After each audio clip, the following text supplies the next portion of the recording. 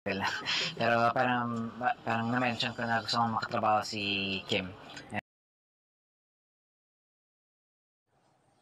Another update, Kim Cho and Paolo Abilino magkasama kanina sa IG story ni Kim Cho kung saan ay may caption, "Shoot today."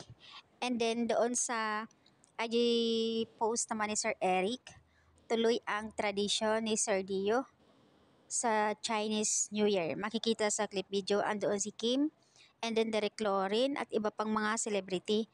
At nasa likod, si Paulo nga ba kaya yon? Kasi po yung forma, ayon dito sa karamihan, yung forma talagang Paulo at nakahawak siya ng cellphone, nasa likod siya.